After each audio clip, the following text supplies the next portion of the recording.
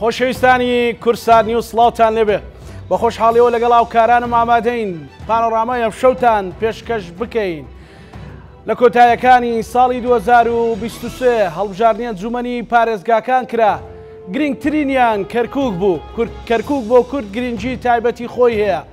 کورد لە هەر چوار پارچە چاویان لەسرە قامیشلۆیە مەهاباتە عەفرینە ئامادە بۆ کورد قەزیەیەکی نەتەوایەتیە دوجار چیرۆکەکە بە 5 کورسی بۆ یەکێتی و کورسێک بۆ مەسیحەکان کە لە یەکێتیەوە نزیک و هاوپەیمان و 2 کورسیش بۆ پارتی دموکراتی کوردستان ئەمانە تقریبن بۆ کورد یەکلابوونەوە کورد بوو بە زۆرینە بەڵام ئێستا دەرکەوت لەسەر زاری جەبهەی تورکمانی و ئەرشە ساڵحی کە پارتی دموکراتی کوردستان لە کەرکووک هاوپەیمانێتی لەگەڵ عەرەب و جەبهەی تورکمانیان لەگەڵ بەشێک لە عەرەب و جەبهەی تورکمانی کردووە تەنها بۆ ئەوی پارێزگار بۆ کورد نەبێت لەبەرەوەی لە هەموو پرۆسەیەکی دموکراسیدا زۆرینە دەبێت پۆستە باڵاکە وەربگرێت بە پێی ئیستحقاق ئەم تراژیدیا کوردایەتیە ناوی لێنرێت چی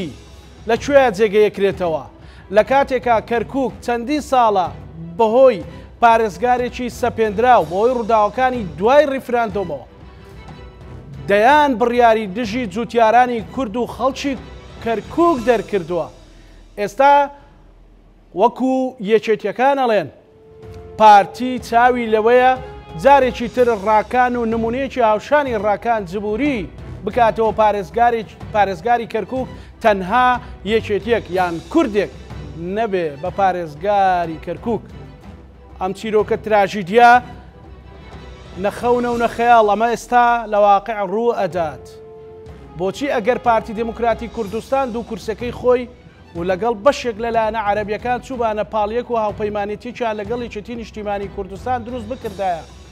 هەموو کوردڵی خۆشە بوو کە پارێزگارێکی کورد بۆ کەرکووک داهاندرێ بەڵام ئێستا ئەوەی کە دەیبینین ئەوەیە ئێمەش لە هۆکارەکانی پرسیار دەکەین بزانین یەکێتی چی کردووە تاکو پارتی دموکراتی کوردستان و یەکێتی نیشتیمانی کوردستان نەگەنە دەرەنجامێت پانۆڕامای ئەم شەو بە میوانداری بەڕێزان شێرزاد سەمەد نووسەر و چاودێری سیاسی لە کەرکووکەوە لەگەڵمانە هەروەها بەڕێز ڕەشاد گەڵاڵی کادری پێشکەوتوی یەکێتی نیشتیمانی کوردستان لە مەخمورەوە لەگەڵمانە کاک شێرزاد ئەم کاتت باش بێگومان جەنابەت کادری پێشکەوتوی یەکێتی نیشتیمانی کوردستانی بەڵام ئەم نووسەری ئەم چاودێرێکی متابعێکی وردی سیاسی ئەگەر زۆر کوردانە پرسیاری ئەوە لە جەنابتان بکەم هۆکار چی بوو هۆکار چییە ئێستا پارتی دموکراتی کوردستان پارسەنجی کوردایەتی لە کەرکووک بەلای جەبهەی تورکمانی و بەشێک لە عەرەبدا قورس کردووە پێشەکی سڵاو لە بەڕێزت لەسەر زەمبینەران لە کاک ڕەشادی هاوڕێ و کادری پێشکەوتوی یەکێتی نیشتیمانی کوردستان دیارە ئەگەر ئێمە بە تەندروست قسە بکەین بە تەواوی ینی بۆی لە لای هەموو خەڵک بەشێکی زۆری خەڵک ئەو ڕاستی ئازانن کە دابەشبوونێک هەیە لە نێوان یەکێتی و پارتیدا لە عێراقی ئێستادا لە سەروبەندی پێکەنانی حکوومەتی بەڕێز محەممەد سوودانی و هەڵبژاردننی سەرۆک کۆمار دابەشبوونێک دروست بوو لە نێوان یەکێتی و پارتیدا کەوتنە 2 بەرەی جیاوازەوە کە پارتی دموکراتی کوردستان لەو بەرەیەوە سەرچاوی گرتبوو کە سونەکانی نزیک لە تورکیا و سەدرریەکانی تێدا بوون ئەمە باکگراوندێکی پەیوەندیەکانی پارتی کۆنتترۆل کردووە ینی ئیرادەی پارتی یان سیاسەتی پارتی لە عێراقدا لە هەرێمی کوردستان هەڵوێستەکانی بەرامبەر بە تورکیا بەرامبەر بە کەرکووک هەمووی لە یەک سەرچاوە و لە یەک کانی و لە یەک شوێنێکەوە تەوجیهاتی بۆ دێ ئەمەیە دابەشبوونەکە ئەسلی مەوزوعەکە ئەوە نییە کە یەکێتی و پارتی 2 حزبی جیاوازن یان 2 حزبن کێشە و ناکۆچیان هەیە یا خلافیان لەسەر کۆمەڵی شت هەیە لە هەرێمی کوردستان ئەسلی ئەو خلافانە شەرە و دابەشبوونانەیە ئەسلی هەموو کێشەکانی نێوان یەکێتی و پارتی کێشەکانی ناو حکوومەتی هەرێم ئەو کێشانەی حکوومەتی هەرێم لەگەڵ حکوومەتی فیدراالیا هەیەی هەمووی لەو جۆرە پەیوەندیەوەی کە پارتی دموکراتی کوردستان بەوەی ئەو پەیوەندی ئابووریە هاوسنووری لەگەڵ تورکیا هەیەی و ڕەتاندن و بە تاڵانبردننی نەوت لە ناوچەکان سنووری خۆی و تێپەڕبوونی بە بۆڕی و مرتالیک و بەستنەوەی بە تورکیا و مەسلحەتی تورکیا و پارتی و هەتا هاتنی هێزیش هێزی تورکیا و هاوکاریکردنی هەموو ئەمانە پارتی خستۆتە ئەوەی کەەوە ئێمە تعامل لەگەڵ تورکیا بکەین ئاسانترە وەک تعامل لەگەڵ پارتی پێی خۆشتان نەزانن هێچێتی نیشتمانی کوردستان باجی ئەوەی داوە کە هەڵوێستە نیشتمانیەکانی نەگۆڕیوەتەوە بەرامبەر بە ئەوەی کەەوە پەیوەندی لەگەڵ تورکیا بکات و هەتا ئێمە تاوانبارەکرین بۆی کەوا پەیوەندیمان لەگەڵ پەکەکە و ئەوانێمە ئەوەندەی ئەوان پەیوەندیانە ئێمە نیوەی ئەوان پەیوەندیمان نییە بەڵام تاوانبارەکرێن بەوانە ئەمە ئەسڵی مەوزوعەکەیە کێشەی کەرکووک ئێستا زۆر کۆمنت ئەبینم زۆر قسە ئەبینم کە ئاڵێ کەرکوو پارتی کەرکوچی هەڕاز کرد من لە ڕاستی ئاڵێم پارتی کوردستانی هەڕاز کردووە نەک تەنها کەرکوچی هەڕاز کرد بێ لەم چێشمە چێش و ململانە سیاسیانە وە کێشەیەکی وای بۆ کورد دروست کردووە لەگەڵ بەغدایە شەقامی عێراقی پێ بە پێ بەرەو دوا کشاونەتەوە ینی لە کورد و لە دۆستایەتیکردن لەگەڵ کووردا ئێمە دۆستایەتێکی دێرین و بەرژەوەندیەکی مشتەرەک و ئێمە پێکەوە لەگەڵ شیعی عێراقدا لە سەردەمی معارەزەدا ئێمە پێکەوە خەباتمان کرد و خوێنمان ڕشت ئێوان لە خواری و عێراق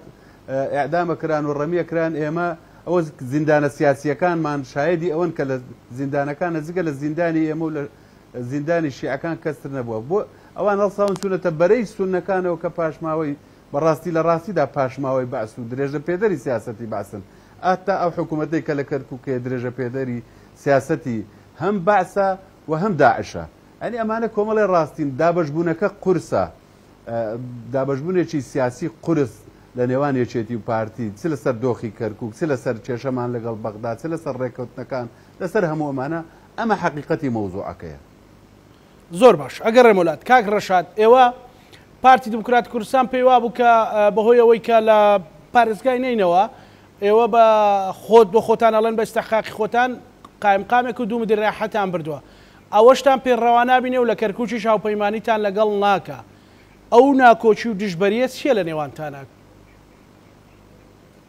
زۆر سپاس بۆ دەفەتە سڵاو لە بەڕێستان بەز خۆشەویستیم بۆ هاوڕێی عەزیزم کاکشێتان من سپاس بۆ دەفەتە دووبارە دیارە بەپێی دوایین پرۆسەی هەڵبژاردن ئیستحقاقی یەکێتی نیشتیمانی کوردستان دوو کورسمان هەیە بەپێی ئەو دوو کورسیە لەگەڵ کۆمەرگی ئەحزابی سیاسی لە پارێزگای مۆسڵ هاوپەیمانەتێک هەیە ئەو هاوپەیمانەتی وا دابەش بووە 17 کورسی هەیە هاوپەیمانەتەکەی ئێمە کە تێداوی دیارە لە دوای پرۆسەی هەڵبژاردن کە نەتائیج دەرکەوت پارتی 4 کورسی هەیە ئێمە دوو کورسیمان هەیە بەڵام بە شێوەیە یەک خەنیانش نەهاتە پێش ڕاوێژێ لەگەڵ سەکرداتی یەکێتی نیشتیمانی کوردستان کار بۆ داهاتووی پێگەی کورد لەسەر ئاسی پارێزگای مۆسڵ زۆر هەوڵماندا بەڵام هاوپەیمانەتی ئەوان لەگەڵ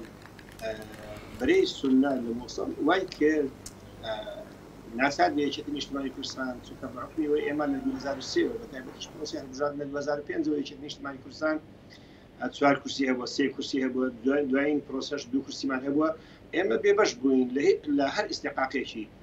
یەکە ئیداریەکان لە سنووری پارێزگای نینەوە کەچی ئەوان بۆ خۆشیان کۆی پۆستەکان زیاتر لە 32 پۆستی ئیداری بەتایبەتی لە بەڕێوەبەری نەحیە زائیدەن قایمقام جێگری محافز سەرۆکی ئەنجومەنی پارێزگا زائیدەن بەڕێوەبەری گشتیەکان یعنی جێگری بەڕێوەبەری گشتی ئەمانە هەموو پۆستی ئیداری بوو لەسەر ئاسی پارێزگای مۆسڵ پارتی دموکراتی کوردستان بەناوی کورد کۆنتڕۆلی کۆی ئەو پۆستانەی کردبوو لە دوای پرۆسەش خۆتان دەزانێت یەکێتی نیشتیمانی کوردستان بە پێی ئیستحقاق خۆی دوو کورسی هەیە ئێمە بە پێی ئەو دابەشبوونەی کە لەنێو هاوپەیمانەتەکەی هەمانە ئێمە قایمقامێک و دوو بەڕێوەبەری نەحێمان دوو کورسیمانێ پارتی چواری هەیە ئەگەر بە پێی خاڵبەندی بیتن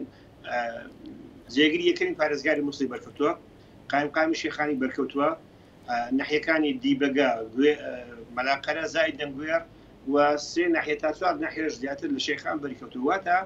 بە 4 کورسی قایمقامێک و زیاتر عفو جێگری پارێزگار جێگریەکەی پارێزگار و قایمقامێک و 8 ناحیە بەرکەوتووە باشە خۆ ئێمە دوو ناحیە بە دوو کورسی دوو بەڕێوەبەری ناحیەمان بەرکەوتووە زائیدە لەگەڵ قایمقامێک ئەمە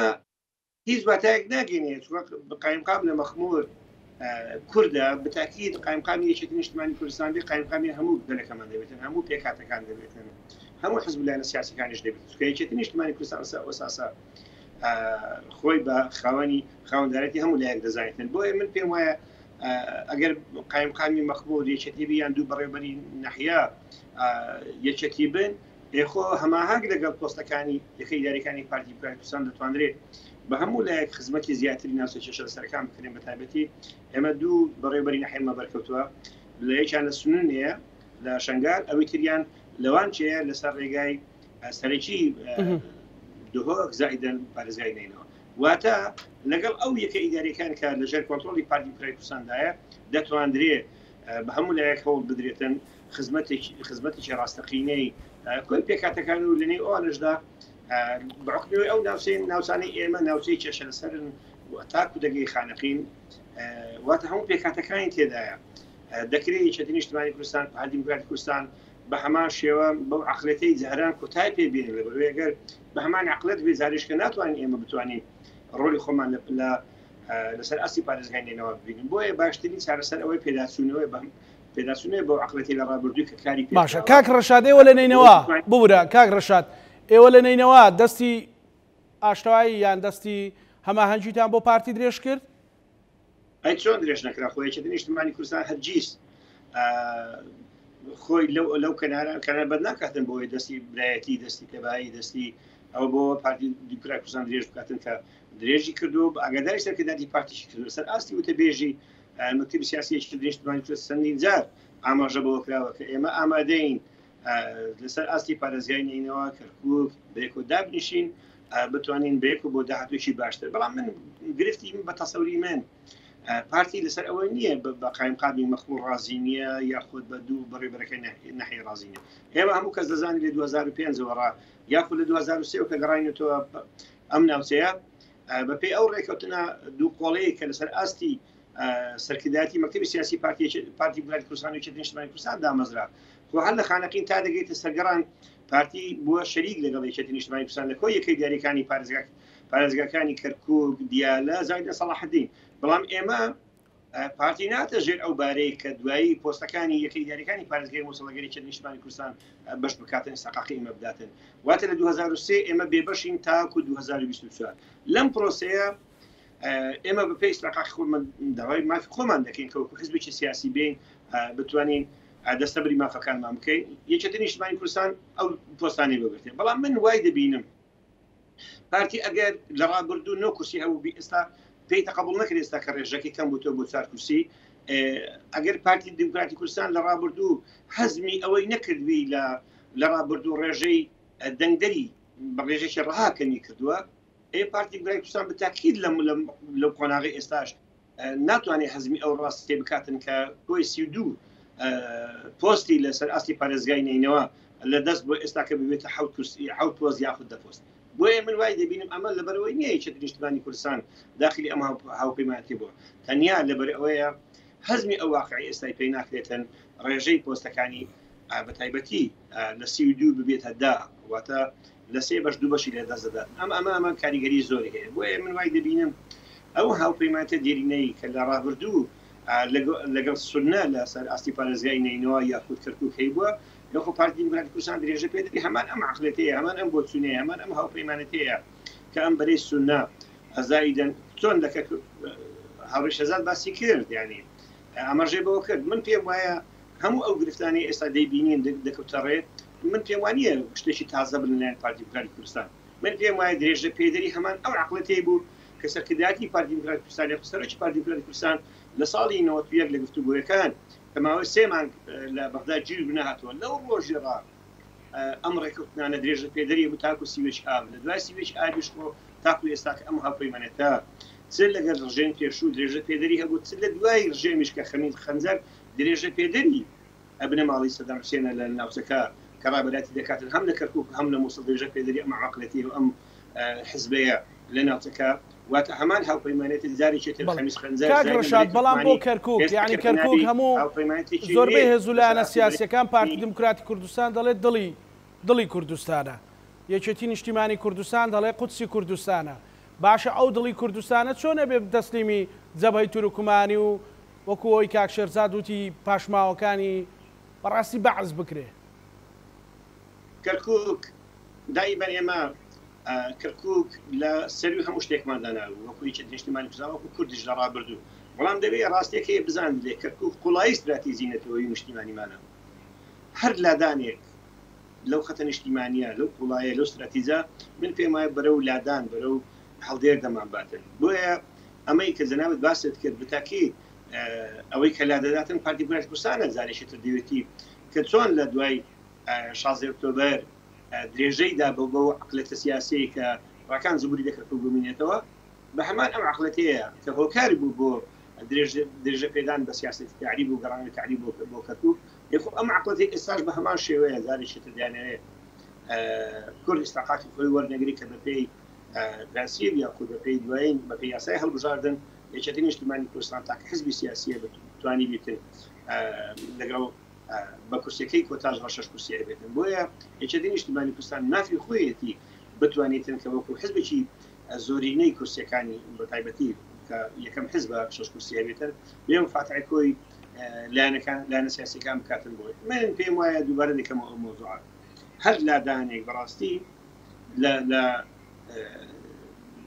هەر لادانێک لایەن پارتی دیموکراتی کوردستان بۆ ئاراستەی بێتی یەکێتی نیشتیمانی کوردستان پەری بکاتن لە پرۆسی سیاسی یاخود لە وەرگرتنی ئیستاقاقی خۆی لە پارێزگای کەرکووک بەڵێ بەڵێ کاک ڕەشاد ئەگەڕێمە وڵات بەڵێ دوور دەبێت لە ژیانی تەبایی برایەتی لە باشە بۆ داهاتووی هەرێمی کوردستان چ ئاڕاستەی دەگرێتە بەرز بەیانی پارتی کوردستان ناتوانێت 50 بێنێت چۆن دەتوانێتن داوای یەکێتی نیشتیمانی کوردستان بکاتن کە وەکو دوو هاوپەیمان بتوانن زۆرینە پێکبێنن پێگۆڕکوتشکن بۆیە من پێم وایە ئەم عقلەتێکە چەق بەستووە ئەمن شتێکی تریش هەبوو بەڕاستی من پێم خۆش بوو زۆر بەسە ئەم قۆناغی کۆتای هێنا بە قۆناغی دروشم بازی بەڕاستی بەم زایدات و دروشم بازی وانە وەکو جەنابەت باست کرد دڵی کوردستان یا قورسی کوردستانە ئەم ڕۆسەنجی مەحەک لە کەرکووکە تۆ هەر لادانێک لە بێبەشکردنی ئیستاقاقی کورد من پێم وایە جگە لە ویلاتی ماڵوێرانی بۆ کورد جگە لەوە خزمەتکردنی تعریب جگە لە خزمەتکردنی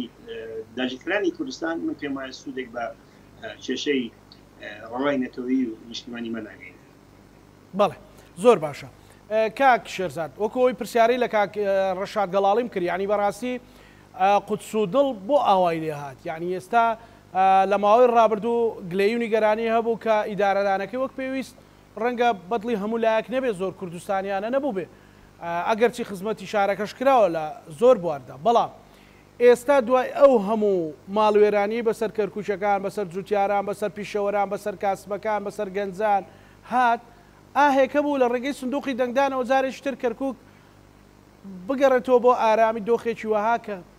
هەموو ڕۆژە خەڵک ماندوو نەکرێت بە ئیمزای ئەو پارێزگارە هێزی سوپای عراقی نەنێرێتە سەر ناوچە گونیشینە یان زەوی جوتیاران و ناوچە گونیشینەکان بەڕاستی ئەمە ناوی لێ بنین چی ینی ئێوسا چی بە بینەرەکان مێڵی لە ڕووی کوردایەتیەوە ئێستا بەگەر بڵین گەنجێکی 18 ساڵ تێبگەێنین چی پێ بڵین بڵێ ئەوە سیاسەتە دیبلۆماسیەتە چیە کاکەزانە مەوزوعی کەرکووک ئێمە ئەگەر بەڕاستی خەڵکی ئەم شارەم و لە دوای فرۆسەوە بە بەردەوام لەم شارەیە بوومە و چاودێری شتەکانم کردووە زانم چۆنە ئێستا ڕاستە ئێمە باسی دوای 16 ئۆکتۆبەرەکەین کە دۆخی کەرکووک تعریب وە و ئەمەوە ئەوە بەڵام بڕوات بێ پێش 16 ئۆکتۆبەریش کە ئێمە پارێزگار کورد بووە لەم شارەیە یەکێتی لەو پەڕی هێز و توانایە بووە ئێمە ئەو زەمانە هەموو برادران بەبییران دێتەوە ئێمە گفتوگۆ و مفاوەزاتمان لەگەڵ وەزارەتەکانی خۆمانە کرد لە حکوومەتی هەرێم وەرن خوێندکارەکانمان وەرن بگرن وەرن دراسی کوردیمان بۆ چارەسەر بکەن وەرن تەرجیعی دراسی کوردی بکەن وەرن مۆزەفەکانی ئێمە کە دژایەتیەکرێن لە تعریبا و لە ڕوبەڕووی بەغداوانە ئەو کاتە بەغدا زۆر تعاملی لەگەڵ هیچ شتێکی حتا لە سندیکاکان لە سندیکا و لە نقابات و لەوانە ئێمە ئەوە گوێیان لێمانە نایەنەزانی سەر بە ناوەند بن یا سەر بە کوردستان بن ئەگە سەر بە ناوەند بوونە خیانەتر درایە پاڵیانە دەمانە بوونە عێراقی ئەم نقاباتانە چون بەلای عێراقا کە نقابات شتێکی مەهەنیە منەو کاتە لە ڕێکخراوە دیموکراتەکان ئیشمەکردەوەی چێ لە کێشەکانمان ویانی کێشەی بەختی ئەم کەرکووچیانە ئەم خاکەی کەرکووکەوەی کە بوو بە ناوسەی جێناکۆک و لە دەستورە بەدبەختێکە لەوە بوو لە دەستورە کە بە ناوچەی جێناکۆک ناوی هات ڕاستە مادەی 140 نەخشە ڕێگایەکە تا ئێستا ژێمە تاقە تروسکایی بەدەستمانەوە بێ شەڕی دەستوری پێ بکەین لە ناو عێراقا لەسەر کەرکووک تەنها مادەی 140 بەڵام ئەمە بووە قەدەرەکە ئێمە تا خوالێ خۆشببوو جەنابی مامجەلال مابوو لە کەرکووک ئێمە پێویستمان بە کەس نەبوو کەرکوچیەکان لە هەر کاتێک سەغڵەت بوونایە یا هەر کێشەیەکیان بیویستایە بۆ چارەسەر بە تەلەفۆنێکی خوالێ خۆشببوو مامجەلال چارەسەر بوو بەڵێ بەنەمانی جەنابی مامجەلال کەرکووک بێناز کەوت زیاتر بێناز کەوت و زیاتر دەرگا کرایەوە بۆ ئەو خەڵکانەی تر کە بدەسوەردان بکەن لە کەرکووکە بڕاتان بێ تورکمانی کەرکووک بە گشتی ڕویان لە یەکێتی نیشتیمانی کوردستان بوو لە ریزەکانی یەکێتیە هەتا ئەم عەرەبانەی حەویجا زۆربیان ڕویان لە ئێمە بوو من لە بینینی شخصیە بینیوانمە هەوێ کۆنەکانیان دەرەکەن لە جیرفانیان کەمانە ئێستا لە دەسەڵاتان لە دەسەڵاتی پارێزگا و ئەوانەدان هەوێ کۆنەکان دەرەکەن هەوێ یەکێتی لە جیرفانیان هەبوو ومێدێکی زۆر لەسەر یەکێتیە و بەڵام 16 ئۆکتۆبەر بەهۆی ڕیفراندۆم و بەهۆی ئەو شتانەوە ئەوە بە ئەنقەز بوو ڕات بێ ڕیفراندۆم هەر بۆ ئۆکرا کە کەرکووک و ناوچە جێناکوکان زەرەر بکەوەوە هێدی دەرەکەوێ کە ئەمە چێ لە پشتی ئەم سیاسەتە بووە چێ بۆ لە پشتی ئەوە بووە کە دەسەڵاتی کورد لە کەرکووک بەرەو دوا بکشێتەوە بەڕاستی وا دیارە ئێستا دەرکەوتەوە بەرایەکانی وەزیری دیفاعی تورکیا لەم ڕۆژانە تەسریحی داوە ئەڵێ تا کۆتایی مانجی 11 ئۆپراسیۆنەکانمان بەردەوامە بێ هەموو خەڵکی کوردستان شەزانێت تا بیستیدا هەڵبژاردن ینی وەکەوەی کە هاتوێ بەشداری لە هەڵبژاردن بکایە کاریگەری لەسەر هەڵبژاردنە بێ بۆیە مەسەلەی قودس و دڵ من تەحەیوز ڕاستە کادرێکی پێشکەوتوی ئەو حزبم بەڵام بە پێی خوێندنەوەی واقعانێ وەک کەرکووچیەک لەم شارەدا پارتی لە سیاسەتی پارتیا کەرکووک مەوزوع نەبووە کەرکووک تەنها ئەوە بووە وەک ئەو دوو کەسەی کە لە زیندانە پێکەوە بوون لە ئاخری کە حکمی ئەعدام درابوون پێیان وت چیتانەوێت لە دوات ساتەکانی ژیانتانەیە چیانوت ئێمە دایکم ببینم ئەوەی ترژوتی ئەمە دایکی نەبینێ پارتی بەس بۆ لەم شارەیە یەکێتی دایکی نەبینێ کەرکووک خێر و خۆشی لە خۆی نەبینێ هیچ شتێکی لە بەرژەوەندی کوردان نەبووە لەم شارە ئێمە ئێستا باسی پارێزگارەکەین سەغڵەتین بۆی دەنجێک بەلای ئێمەدا بێ کاتی خۆی لە سەردەمی ئەنجومەنی پارێزگای ساڵی 2017 دوای ئەو هێزە ئاسکەریانە هاتنە کەرکووک و محافزی کەرکووکەوە خوالێ خۆش بە دکتۆر نەزمەدین کە ڕۆیشت بۆ لە پۆستی محافز سۆڵ بوو خۆ مؤتەمەری سەحەفیەکان لێ بدەوە ئێمە چاوەڕێی ئەوە بووین ئەنجومەنی پارێزگا کۆ بێتەوە لیستی برایەتی کە زۆرینەی یەکێتی و پارتی و یەکگرتو و ئەوانە بوون نەتواندرا ئەو کاتە نیسابی ئەوە نەیانێژ نیسابتەوە بێت و پارێزگارێک لە کورد 50 ناودرا ئێستا دەم یەک دوو ڕۆژەیە محەممەد کەماڵ تەسریحی دا وەڵا ئێمە چاوەڕێ یەکێتی ناوەکان بنێرێ ئێمە ناومانداوە بۆ پارێزگار چاوەڕێ یەکێتین یەک ناوی نەناردوێ یەکێتی بۆ ناو بنێرە بۆ پارتی خۆی ئێمە چ پێویستەکە ئەگەر بە بیریشی دێنمەوە ئەو کاتێکەوە ئاخر شت گەیشتە سەر وتیان کەسایەتیەکی معتەدل و مسەقەف و نازام چیوانە پێویشی زۆر باشی ڕێک و پێک کە دڵخوازی ئەم شارە بوو کە ئەندازیار تەیب جەبار نووسەر و ئەوانەشە بەوەش ڕازی نەبوون بە کەس بە هیچ ڕازی نابن یعنی کاکزایر شکر پۆست لە پۆستێکاڵێ یەکێکەیە لە شارە جمهوری زۆر بێوەیە پەپولەیە ینی ئەوەیە ئەڵێ ئەگەرەوەش تەڕحکەن هەر قبول ناکەن بەخشراو ئەنی ئەمە لە سیاسەتی بەخشراوێک بەڵێ من بەڵێم پەپولەیەەکە ئەوانە بەخشراون و پەپولە بەڕاستی پارتی بیانوو لە کەرکووکە گرێت و کەرکووک لە ئەجندای پارتیانە با پێی نەڵێ دڵ پێ نەڵێ کلیل پێ من معنی زیادە ڕۆی ناکەم وەکو کادرێک و تەحەویز بۆ حەز بەکەم لە ئەجندای هیچ معارەزەیەکی کوردیشانە کەرکووک تەنها بەهۆی خەسڵەتەکەیەوە کە خۆ بە بەڵگە قساکەین لە ئاخر انتخاباتی ئەنجومەنی پارێزگاکان ئەو هەموو دەهۆڵ کوتانە بۆ یەکێتی و خیانەت و 16 ئۆکتۆبەر و چی جەماوەرەکەی سابت بوو نەک سابت بوو دەنگش زیادی کرد چونکە بۆ یەکێتی نیشتیمانی کوردستان ڕاستە کێشەی زەوی زاری پەڵکانە هەبووە لەیلان هەبووە داقوق هەبووە ئەوانە بووە بەڵام بۆ دڵنیایی یەک بزەویە تا ئێستاکەنە نەتوانراوە داگیر بکرێت زەوی جوتیارانی کورد داگیر بکرێت هەموو هەوڵەکانش تەنها لەو گۆڕەپانەیە لە گۆڕەپانی ململانێ و بەرگریکردن لە زەوی جوتیاران لە خانووی ڕوخاندن لە تەجاوزات لەوانە تەنها ئەندام پەرلەمانەکانی کوتلەی یەکێتی نیشتیمانی کوردستان شتێکیان کردویان وەزیرەکانمانەیە کاک خالید یا ئەو برادرانەی سەرۆکایەتی کۆمار بەپێ علااقاتەکان بەپێەوە تەنها خەڵک ئەم شتانە ئەبینێ کاک زانە خەڵک شتی مەلموس ئەبینێ شعارات نبینێ خۆ زۆر جار شاخەوان عەبدوڵڵا لە دوای ئەوەی شتێک پرۆژەیەک یا دوو تەنکەراو بۆ شوێنێکە ڕاڵەوە من کردم خەڵکە زانێ ئەو نەیکردو چێ کردوێتی ئەسڵەن بۆیە لە ئەزمدای قودس و دڵ نییە مەوزوعەکە کەرکووک پێگەی یەکێتیە لەسەر یەکێتی حیسابە وەک چۆن سلێمانی ئێستا کێشەی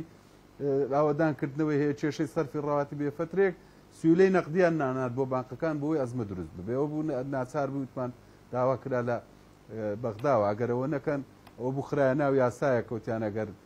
بودجا بە شێوەیەکی منسیف دابەش نەکرێ بۆی هەیە ئەو پارێزگارە ڕاستە خۆ لەگەڵ بەغدایە تەعامل بکات باشە ئەمەیە حقیقەتی مەوزوعەکە ململانەیەکی وەک هەندێک خەڵک لەسەری نووسن ململانەی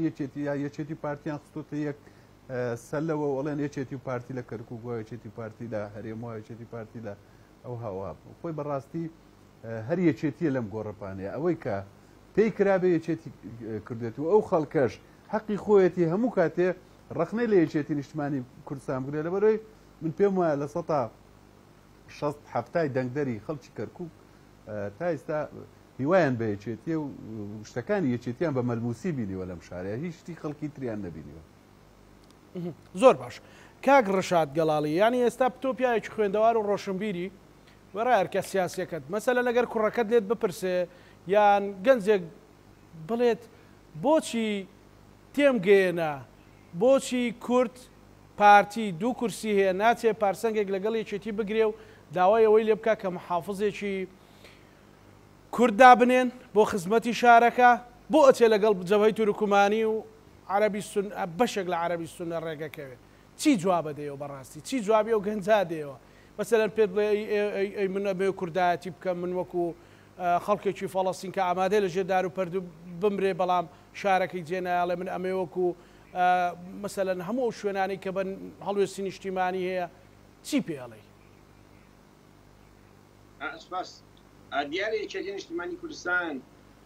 باجی قوڵایی استراتیجی نەتەوەی نیشتیمانی بداتن خۆتان بزانانی یەکێتی نیشتیمانی کوردستان لەو ساتەوەی دامەزراوە بەشێک بۆ لە هەماهەنگی هاوکاری لەگەڵ پاسەکانی ئێمە کوردستان هەر لە ڕۆژهەڵات بۆ باکوور بۆ ڕۆژاوای کوردستانیش بۆیە داگیرکرانی کوردستان هەمیشە لە سەنگەرێکن بۆ دژاتیکردنی یەکێتی نیشتیمانی کوردستان هەموو ئەو حیزبانەی کە بەشێکن لە پاشکۆیەتی بنەماڵەیی ژمنانی کورد داگیرکرانی کوردستان سیر کە ئەگەر لە ڕابردوو تەماشا بکەین لە ساڵی لە نەوەتەکان لە 94 هەر لە پێنجین تا دەگەیتە قەڵاتزا هاوپەیمانەتی نێوان بزنەوەی ئیسلامی ڕابردوو زایدێن پارتی دیموکراتی کوردستان تۆبەرانی پێنجین تاکو قەڵاتزای کرد چەندی شەیدیشدا لە ڕابردوو سیویچ بەشێک بۆ لە ئەو یاریە کە تورکیا بەڕاستەخۆ حکوومەتی عێراقی هێنا و تورکیاش لە ساڵی 98 خۆتان بزانن لە باتیزارێکی 2010 تورکیا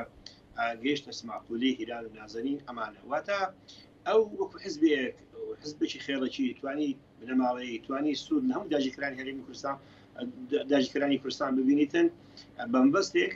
ئەویش بۆ لاوازکردن ڕکابەرەکەی بوو واتە ئەم خەتە نیشتیمانیە ئەم قوڵایی ئەم خەتە نیشتیمانیە ئەم استراتیژە نەتەوەی نیشتیمانیە لەلایەن پاش دیموکراتی کوردستان بوونی نییە بۆیە ئەگەر ئەمە پێمان وا بێتەن دڵخۆش بین بەوەی پارتی دیموکراتی کوردستان دوو کورسی هەیە لەگەڵ ئەمە یەکێتی دەبێتە 8 کورس بەڵێ بەڵێ کاک ڕەشاد یەکێتی نیشتیمانی کوردستان پرۆشی ئەوە بای لە کەرکووک بە تایبەتی پرۆشی ئەوە بەرد لەوەی داوای هاوپەیمان لە پارتی دیموکراتی کوردستان بکاتن دەبێت بەڵێ قەتعێکەیە لە نێوان من و کاک ڕەشاد بەڵێ ئەستان مووسڵ واتە نینەوە عێراقێکی بچووکە لەبەرەوەی کوێی پێکاتەکان لەو شارەیە زیێبووی دەبتەوە ئەمە ئەگە سەیریکەی کوردە عەرەبە تورکمانە لەم لاوە سەیرکە شەبەکە ئێزیدیە کاکەیە لەم لاوە سونەیە شیعەیە واتە هەموو مەسیح کورد و ئاشوورە کە زۆر ڕێژەکەی زیاترە لە شاری کەرکووک واتە بەڕاستی مووسڵ شارێکی بێکۆژیانە کوێ پێکاتەکانی تێدایە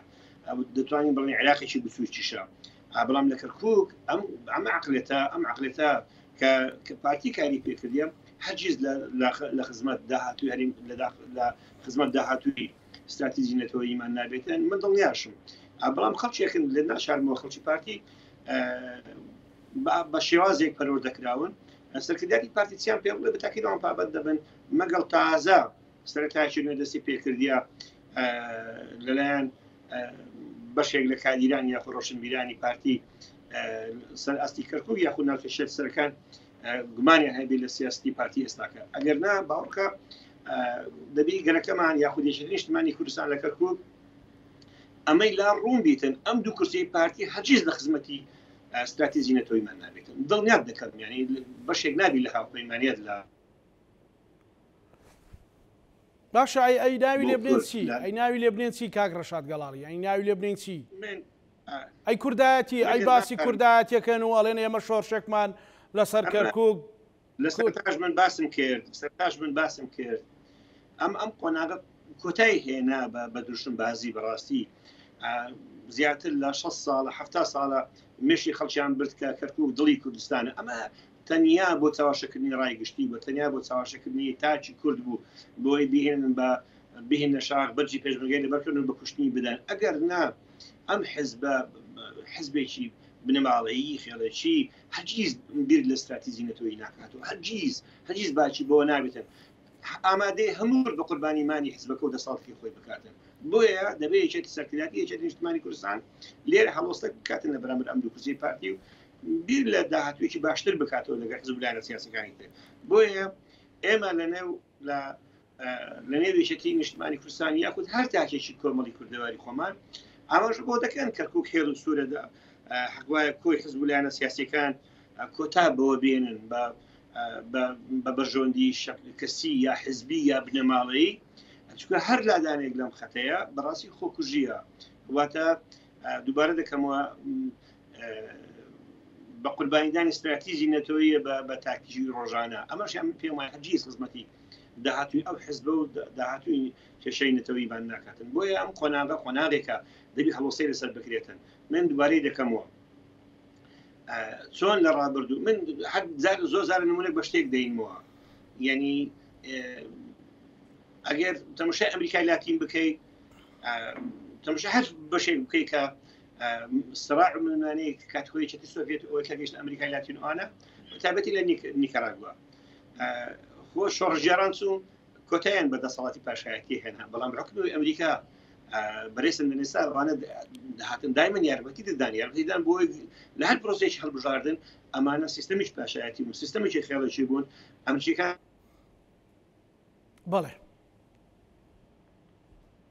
بەڵێ کاک ڕەشاد ئەمە لە هەرێمی کوردستانیش لێ ناشارمەوە تووشی ئەم دووڕیانە بووینە پارتی وەکو بنەماڵێکی خێرێکی خۆی بۆ نەوەستاوە ئێستا من هەر تۆمەڕێک شتان بۆ باز دەکەم پارتی دیموکراتی کوردستان ڕێکەوتنی 50 ساڵی لەگەر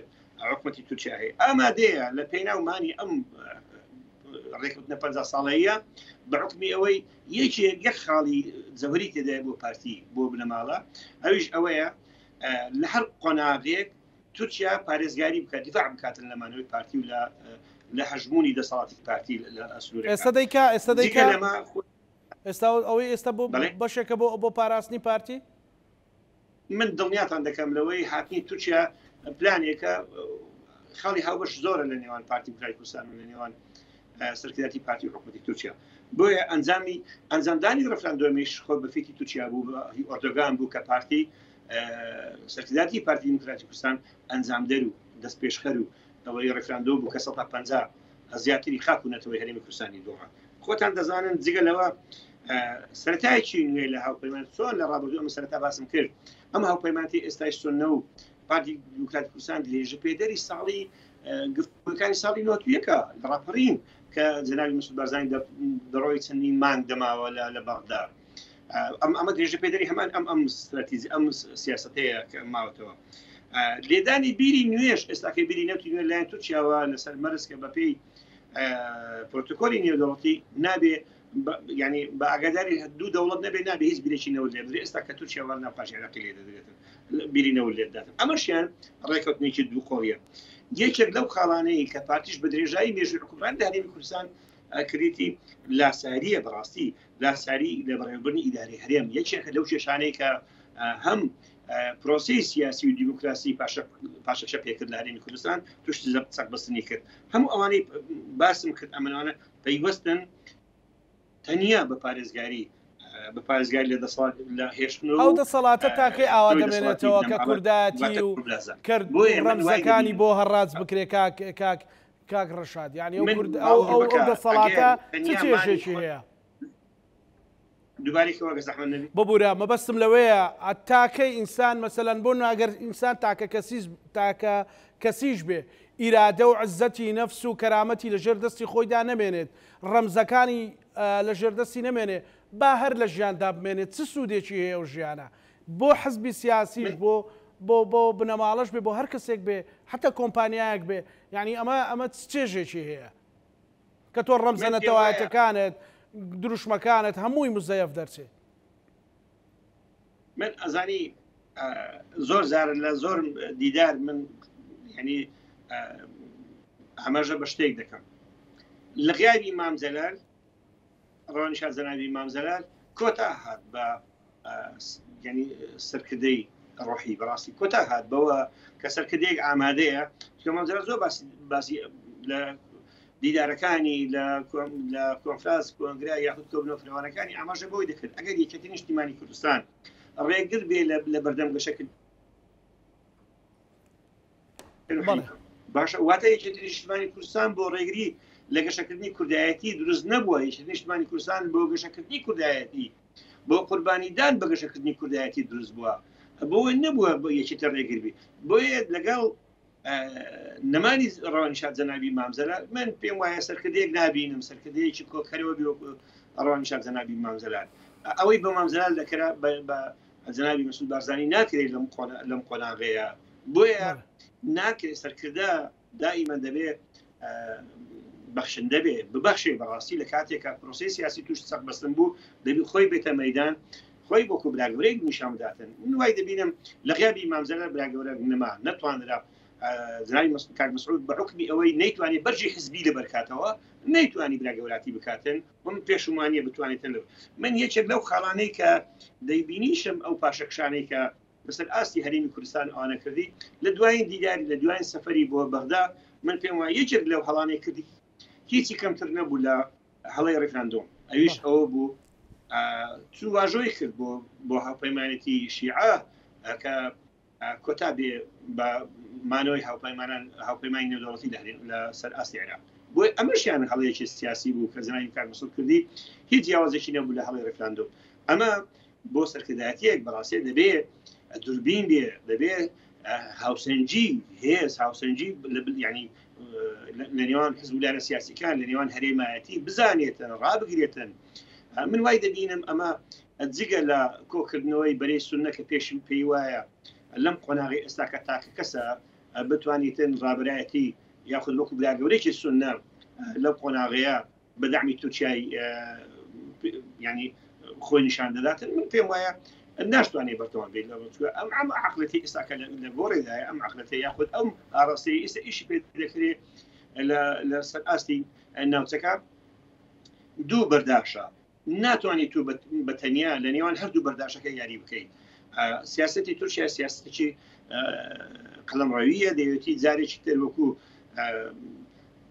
بەر لە ساڵی 1900 ئەوانە بە هەمان درێژە پێدەری ئەم سیاستی ڕابردووی بیتن کە خلافی عوسمانی ئەوانە بووە دەیەوێتی جارێکی تر قەڵەمڕەوی بکاتن بۆ سووریا داگیر بکاتن عێراق کوردستان داگیر بکاتن ئەوان خوازی بکاتن لەم ناوچەیە ئەم قۆناغە قۆناغ تێپەڕینە ئێستاکە کۆمەلگای نێودەوڵەتی بە تایبەتی ئەمریکا و ئەوروپا حساب بۆ هەژمونی ئێران دەکەن لە ناوچەکە حساب بۆ پێگەی ئێران بۆ ڕۆڵ و پێگەی ئێران دەکەن لە ناوچەکە یعنی خۆتان دەزان ئێستاکە گەورەترین گرێڤ لەسەر ئاستی عێراق سووریا یەمەن فەڵەستین لوبنان یعنی ئەمە خۆتان دەزان گەورەترین ئەم هەژمونی ئێرانە ئەوی ئیداری ئەو سڵاعەتاندا ئێرانە بۆیە تورکیا ناتوانێتن بە درێژەدان بە پێشبەریەکانی بێتن تاکو هەولێر بێتن کۆنتڕۆل هەولێر بکاتن نەسیاسی ئەم ڕێگەی پێدەداتن نەسیاسی نێودەوڵەتی ئەم ڕێگای پێدەداتن دێ گرفت دروست دەکات کێشە دروست دەکات دەمێنێتەوە بەڵام باوەڕ بکەن ناتوانێت بەردەوام بیتن من یەک خاڵ هەبوو عەزم لێ بوو ئیشارەی پێ بکەم زۆر جار لە دیارەکان باسی ئەوە دەکرێتن پەکەکە لە سنووری یەکێتی نیشتیمانی کوردستان من دەپرسم لە کۆی سیاسیەکانی هەرێمی کوردستان پەکەکە بارگاکانی چۆن سوخەندی پەکەکە بەدەر لە ویستی ئێران بەدەر لە ویستی هەرێمی کوردستان بەدەر لە ویستی کۆمەلگای نێودەوڵەتی عێراق و سووریا و تورکیا چووە قەندیل یاخود بەپێی ئەو ڕێکەوتنە کە لە نێوان بەرەی کوردستانی و پارتی کرێکارانی کوردستان دروست بوو لە دوای شەڕی و بەرەنگاربووی نێوان هەرێمی کوردستان و بینی نێوان پارتی کرێکارانی کوردستان کە ڕێککەوتن ینی بە ئاگاداری تورکیا بە ئاگاداری عێراق بە ئاگاداری سووریا بە ئاگاداری ئێران زایدە کۆمەلگای نێودەوڵەتی ئەمریکا و ئەنە پاکێک وازاتۆ بۆ خەندی ئەگەر ناخۆ ئەمە پاکەکە لەو گۆڕە نەچوتە قەندیل بەبێ ویست ینی بەبێ ویست بەڵێ کاک ڕەشاد سوپاس دەکەم سوپاس بۆ تۆ کاک شێرزاد سەمەد ببوورە لە 2000 تۆ وەکو کادرێکی پێشکەوتوی یەکێتی نیشتیمانی کوردستان کاک ڕەشاد ئەوانە مەسەلەن بۆ حزبەکەتان ڕەنگە مەسەلەن قسەی بکەن بەڵام ئەرچی ڕۆشنبیران ئەرچی ئەوانەی کە خۆیان پێ قەڵەمی ناسیۆنالیستی کوردیە ئەرچی ئەوانەی کە خۆیان پێخەمخۆری کوردایەتیە لە ناوچە جێناوکان ناوچە کوردستانیەکانی دەرەوەی هەرێم دەبێت چی بکرێت بڕات بە کاک زانە کە زۆربەی کۆمنت و نووسین و هەتا بەشداریکردنم لە کەناڵەکان و بەدەنگەوەچوونی ئەو داواتانەی کە بۆم دێ زیاتر ئەو مەسلەیە کە ئێمە وەکو خەڵکی ئەم شارە ئەمانوێت لە ڕاستیەکان بگەێنینە خەڵک ئێمە ڕاستە وەکو کادرێکی پێشکەوت و شانازیش بۆ واکەم کادری یەکێتی نیشتیمانی ئەندامی یەکێتی نیشتیمانی کوردستانم بەڵام ڕاستی زۆر ڕاستی شێوێندرێ ئەمڕۆ بەهۆی هێرشی چاواشەکاری هەندێک لە سۆسیال میدیای سێبەری ئەو مخابراتی ئەم وڵات و وڵات ئێستا خۆ هەر لە ڕاستیەک هەیە پێویستە بە وردی خەڵک بیزانێت کە ئێمە ئەڵێن پارتی کوردستان و کەرکوچی هەڕاست کردووە هەڕاستکردن چۆنە تۆ لە کۆبنەوەی سێمی بەغدا محەممەد شیع سوودانی و بەشداربووانی چ پارتی چی یەکێتی چ جەبهەی تورکمانی و لایەنەکان هەموو لەسەر مێزێکی مدەوەر کۆبوونەتەوە پارتی دیموکراتی کوردستان وێنەرەکەی پارتی وەرەقەیەکی خستۆتە بەردەست ئامادەبووان و توێتی ئێمە لەگەڵ ئەم چەند کەسە دوانی جەبهەی تورکمانی سیانی عەرەب دوانی پارتی سوانی کە سەر بەڕاکان زوبروتانەوەتە وەرەقەکەمانە ئێمە ڕێک کەوتوین ماوەتەوە ئێوەش لەگەڵمان ڕێککەون کە تەقسیمی سوڵتەی محافظ لە کەرکووکە دابشکردی پارێزگار 6 مانگ بۆ 6 مانگ بۆ ئەمان بێت بۆ پارتی بێ ساڵێک بۆ جەبهەی تورکمانی بێت 2 ساڵ بۆ عەرەب ئەمە چه هەڕاجخانەیە کار بەس بۆی 6 مانگ پارێزگار وەرگێ کە کورد خاوەنی 8 کورسیە لەم شارە کورد خاوەنی 8 کورسیە 6 مانگ بە خۆی ڕەوا ببینێ بە کورد ڕەوا ببینێ ئەوان بە هەمویان 8 کورسین بە تورکمان و بە عەرەب بەڵێ 3 ساڵیان پێ ڕەوا ببینێ ئەی هەڕاجکردن چۆنە لەوە هەڕاجکردن ڕواتان بێ ئەمە زانیاری 100% ناو ئەو کۆبنەوەی سێەمە کە 2 مانگ پێشتە ئێستا خەڵک و ئەرشەد ساڵحی دێ مایکە گرێتە دەستێ و باسێکا باشکرا دوایەوەی کە کۆمەڵێ شت و چەند عەرەبێک بە هەڵوێست بوون لەوەی کەواوتیان ناکرێت لە کەرکووکە ڕۆڵی دەنگدەری زۆرینەی دەنگدەر لەگەڵ یەکێتیە بوو یا ڕۆڵی یەکێتیەوە بکرێت ئەگەر 2 عەرەب لەگەڵیان بڕۆشتایە ئەوە تێپەڕی بوو بەسەرەوە تا ئێستر کێشەکە ئەوەیە ئەنی وەرە تۆ تەمەشاکە ئێمە کوردی ئەم شارە چاوی لەدەست ئەوە بێ لەو کوتلەی بەرامبەر عەرەبێک بەلای خۆمانە بێنین و یان تورکمانێک بەلای خۆمانە بێنین کەس بیر لەوە ناکاتەوە پارتی بەلامانە بێت زۆر بیرمان لێ کردەوە گەیشتنە قەناعەتی